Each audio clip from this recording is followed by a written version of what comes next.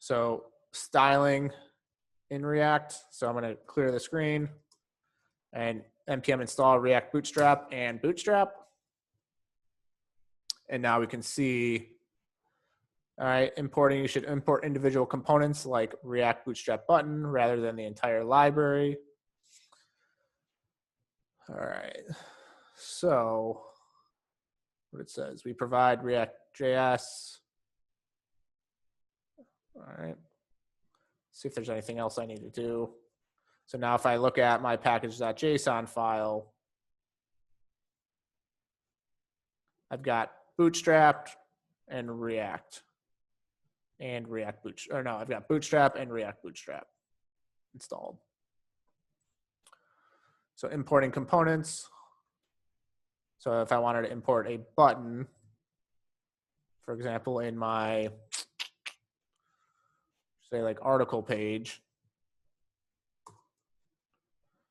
So this button is literally a component. So at the very end, I think I should say button. If I refresh that, npm start, I'm going to go over to React, see the different components I can use.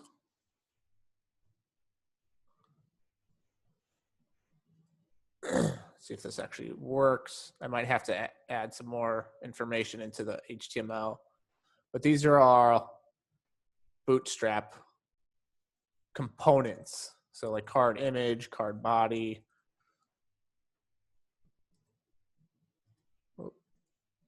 Oh, so there's a button. So let's see how buttons work in React Bootstrap. So it looks like I can add something like so.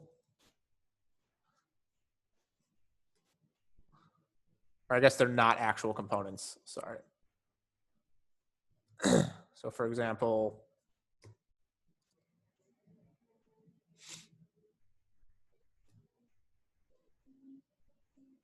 so why didn't it work? Tom, I had a problem with this before. I think you have to, like you said, you're going to have to include something in your index.js. Yeah, let's just add this stuff. Examples. Oh,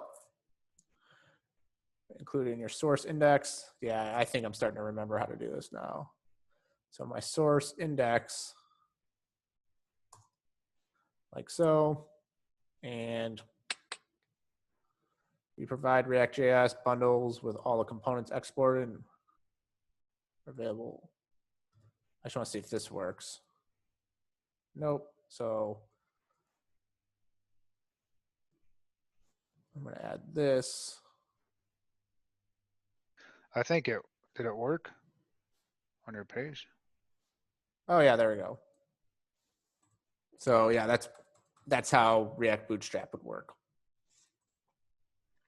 So you can add more elements.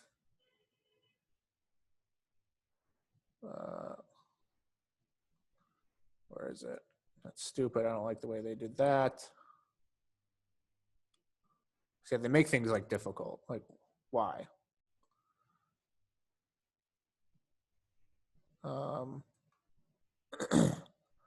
Alert here.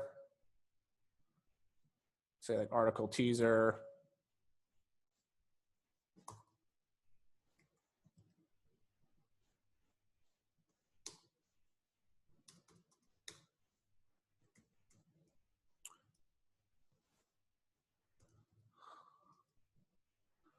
And now I actually have to import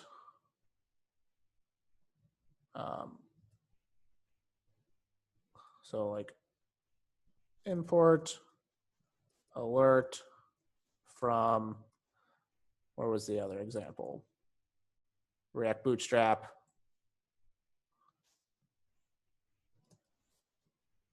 Alert. I think that might work. Or it doesn't.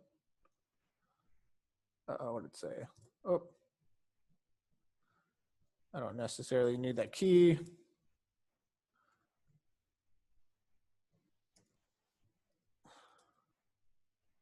All right. So there's that alert.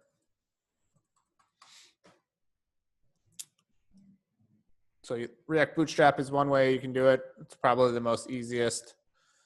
It's probably the easiest in relation to what you've kind of encountered, but React does have a lot of different styling libraries. So like Material UI is a big one. This is what I use generally, but there is a learning curve to it. There's also styled components,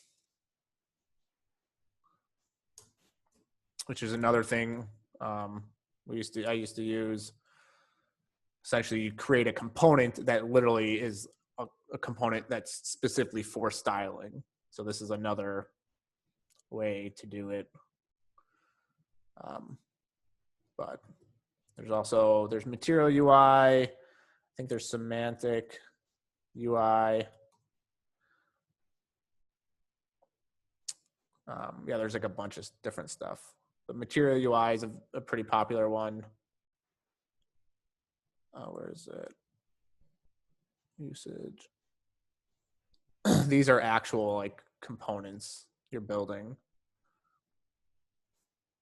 So again, it has pretty similar primary, secondary, just like so. But they're just they're designed a little bit differently. It's got that little, whatever that's called, wave. But yeah, I'd use just React Bootstrap. There's React Strap. So React Strap is not the official React or Bootstrap version for React, but it does also work.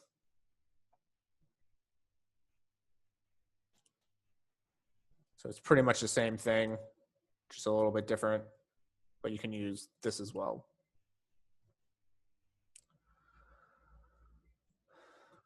Was that kind of helpful? Yes, thank you. There's just so much out there. I was wondering like for a few suggestions and like exactly like how it's different from doing it the other way, like regular Bootstrap and regular HTML. So that was very helpful. Yeah. Thank you. Yep, no problem. Material UI is a good one just because it's more modern design, I would say. It's more like Bootstrap, people have said it looks a little dated from a design perspective, where Material UI is more in line with design nowadays. There's also, what is it? Tailwind. Tailwind's pretty big, starting to get popular. It's very similar to Bootstrap of how you create different styling. But there is again a little bit of learning curve of how to get it installed and up and running. So